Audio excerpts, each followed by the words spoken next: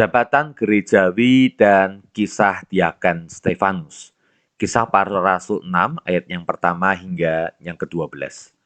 Pada masa itu ketika jumlah murid makin bertambah, timbullah sungut-sungut di antara orang-orang Yahudi yang berbahasa Yunani terhadap orang-orang Ibrani, karena pembagian kepada janda-janda mereka diabaikan dalam pelayanan sehari-hari. Berhubung dengan itu, ke-12 rasul itu memanggil semua murid berkumpul dan berkata, "Kami tidak merasa puas karena kami melalaikan firman Allah untuk melayani meja. Karena itu saudara-saudara, pilihlah 7 orang dari antaramu yang terkenal baik dan yang penuh roh dan hikmat, supaya kami mengangkat mereka untuk tugas itu, dan supaya kami sendiri dapat memusatkan pikiran dalam doa dan pelayanan firman." Bagian ini mencatat bagaimana timbul sebuah persoalan. Para rasul dikatakan yang seharusnya banyak berdoa dan melakukan pelayanan firman, mereka akhirnya terpaksa harus melayani meja. Dan itu membuat pekerjaan mereka tidak maksimal. Dan akibatnya beberapa di antara jemaat tidak mendapatkan perhatian yang cukup. Orang-orang atau dari yang berbahasa Yunani tidak mendapatkan perhatian yang selayaknya dibandingkan dengan mereka yang berbahasa Ibrani. Itu sebabnya kemudian muncullah salah satu jabatan yang penting di dalam gereja, yaitu jabatan diaken. Berasal dari kata diakonos atau para pelayan meja. Di dalam kisah para rasul, saya dapatkan ada minimal 4 pelayan fungsional.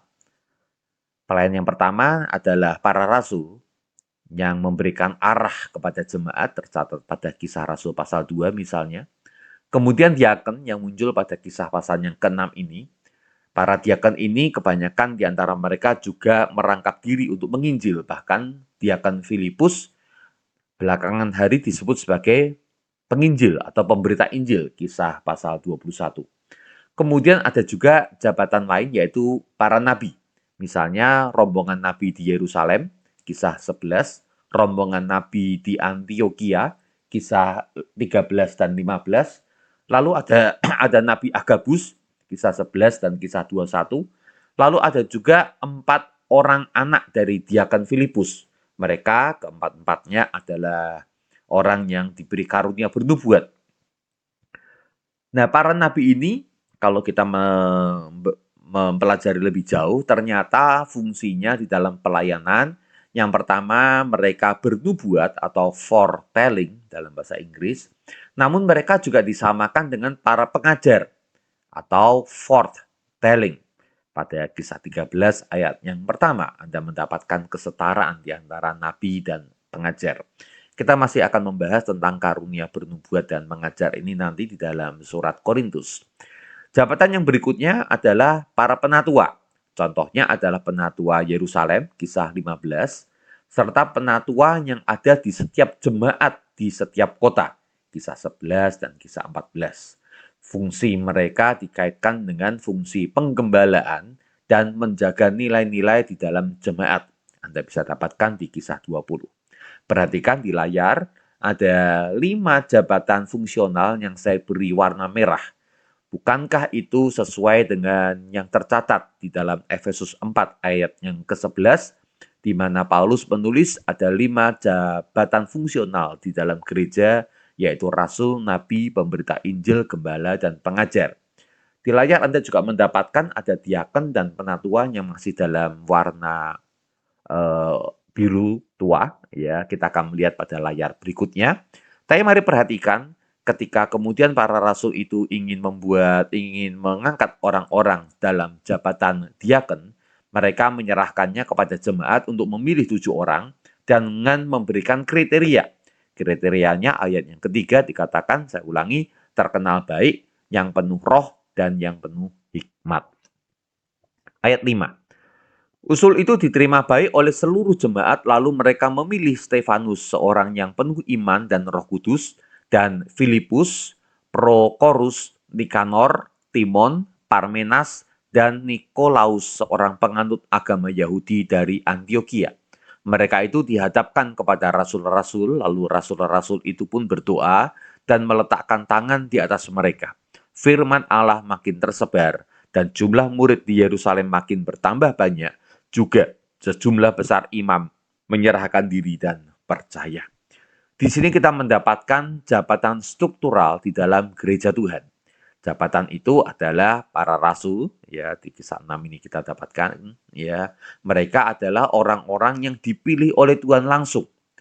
Ya belakangan, ya mereka disebut sebagai atau suksesor penerus daripada para rasul ini disebut sebagai penatua pengajar atau bahasa Yunaninya logoo kai didaskalia presbyteroi atau teaching elder.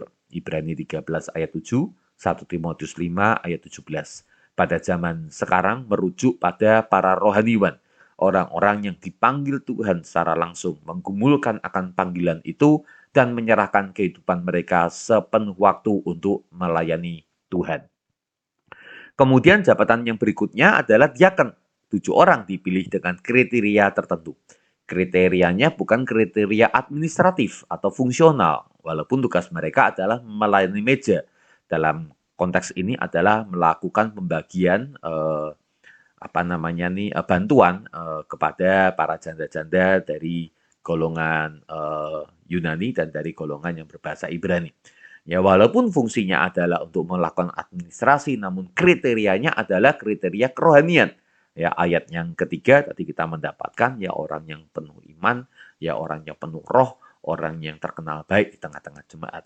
Lalu kemudian diserahkan kepada jemaat sendiri untuk memilih di antara mereka. Jadi jabatan diaken ini diusulkan oleh jemaat, kemudian selesai ditemukan orang-orangnya, lalu diteguhkan oleh para rasul. Anda mendapatkan pada ayat yang ke-6, orang-orang ini, 7 orang ini dibawa kepada para rasul, dan mereka, para rasul ini mendoakan dan meletakkan tangan atas mereka. Ada 7 orang yang ditulis. Dari 7 ini, ya kita akan mendapatkan catatan tentang Stefanus, hari ini dan besok kita bahas. Kemudian catatan tentang Filipus, ya, lusa kita akan membahas.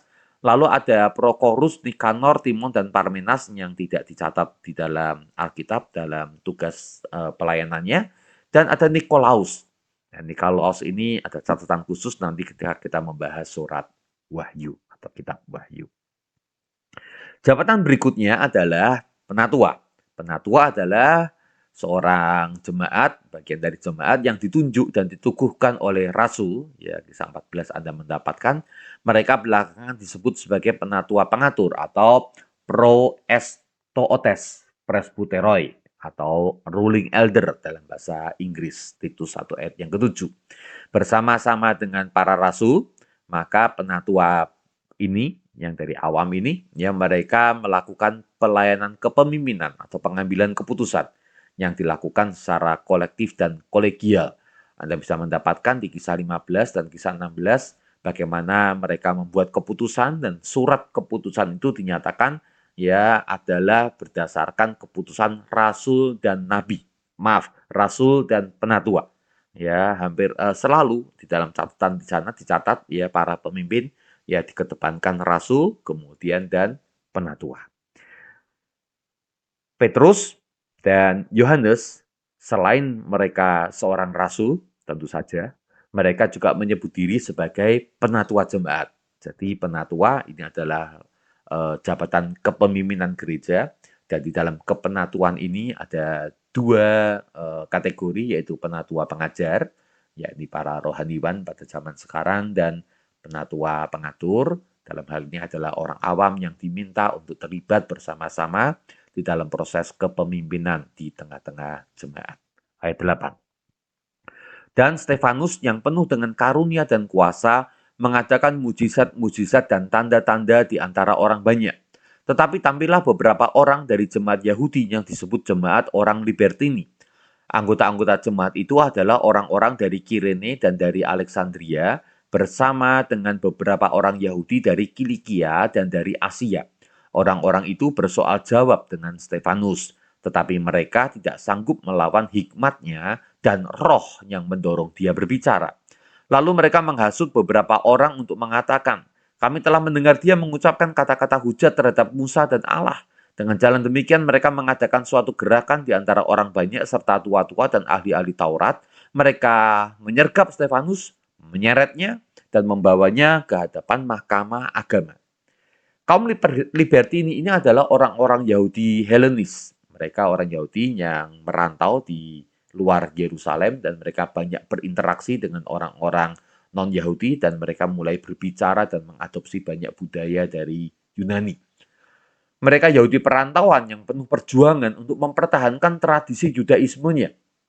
Dan mereka dari berbagai tempat yang jauh kemudian datang ke Yerusalem pada waktu Pentakosta dan pada hari-hari sesudahnya, tentu membuktikan bahwa mereka adalah orang yang sangat militan di dalam tradisi Yudaismenya. Dan orang Romawi menyebut orang-orang liberti karena mereka ini, liberti itu berasal dari kata bebas, ya, liberal itu berarti orang yang bebas, ya. Mengapa? Karena mereka ini kemungkinan adalah bangsa asing, ya, non Romawi, dalam hal ini adalah orang Yahudi yang dianugerahi atau membeli kewarganegaraan Romawi. Dan seluruh keturunannya juga disebut sebagai kaum Libertini. Jadi non Romawi yang kemudian mendapatkan kewarganegaraan Romawi oleh karena berjasa kepada kerajaan sehingga diberi anugerah kewarganegaraan atau punya uang lalu membeli. Anda bisa mendapatkan itu pada Kisah 22 ayat 26 sampai 28. Atau mereka adalah golongan orang yang terlahir sebagai budak, namun oleh karena sebuah situasi akhirnya tuannya membebaskan mereka dan memberikan kemerdekaan. Pada kasus ini kemungkinan sekali berbicara tentang orang-orang Yahudi yang sudah merantau lalu terdidik dengan hikmat orang-orang Yunani Romawi dan kemudian mereka berjumpa dengan Stefanus yang sedang mengajar tentang tradisi Yahudi. Ya, dalam hal ini membandingkannya dengan Yesus Kristus yang datang untuk menggenapi seluruh hukum Taurat ini. Paulus mungkin sekali termasuk jemaat Libertini ini. Ia lahir di Tarsus, ya, salah satu kota besar di Kilikia. Paulus dengan bangga menyebut bahwa dia adalah berasal dari Tarsus di Kilikia, Kisah 21 dan Kisah 22. Kalau Anda membandingkan juga dengan Kisah 22, ya, maka nampak sekali bahwa Paulus ini mungkin sekali adalah orang yang sama dengan orang-orang Libertini ini. Mereka adalah Paulus ini mendapatkan kewarganegaraan Romawi, padahal dia terlahir sebagai orang Yahudi. Perilaku kaum Libertini yang kasar tentulah yang menginspirasi Paulus untuk menganiaya jemaat. Perhatikan ayat yang ke-12, waktu mereka kalah debat, mereka nggak terima. Lalu mulai menghasut, lalu kemudian menyergap Stefanus, diseret, dan dibawa ke hadapan mahkamah agama. Jadi tindakannya kasar. Ya, dan inilah mungkin yang menginspirasi Paulus ya untuk kemudian menganiaya jemaat. Anda bisa membandingkan nanti ketika Stefanus ini kemudian dihukum mati, Paulus termasuk adalah orang yang aktif di sana, ya, yang melihat seluruh kejadian, bahkan ia adalah orang yang menjaga pakaian daripada orang-orang yang merajam Stefanus dengan batu. Namun sisi lain, keteladanan Stefanus di mahkamah agama, besok kita akan mendapatkannya, juga menginspirasi Paulus di dalam pelayanannya di kemudian hari ketika kemudian mengikut Tuhan. Waktunya untuk merenungkan firman Tuhan. Pertama, di setiap masa Tuhan melengkapi gerejanya dengan orang-orang pilihannya dan meletakkan mereka dalam jabatan-jabatan tertentu. Apa fungsi dan posisi kita dalam pelayanan? Setialah melakukan tanggung jawab dan panggilan kita di dalam masa Tuhan memanggil tersebut. 2. Paulus muda hidup dalam komunitas Yahudi yang radikal, yaitu kaum Libertini yang kasar, namun di sisi lain dia juga mendapatkan didikan dari Rabi Gamaliel yang ketat. Kemarin kita telah membahasnya. Kehebohan saat menangkap Stefanus pastilah merupakan pengalaman heroik bagi seorang pemuda seperti Saulus ini. Maka sebagai orang tua, kalau Anda memiliki anak, arahkan anak-anak kita pada komunitas yang baik. Silakan berdoa di hadapan Tuhan dan biarkan Roh Kudus berbicara untuk boleh menolong kita memahami akan kebenaran dan berpartisipasi di dalam pelayanan gerejawi ataupun di keluarga. Amin.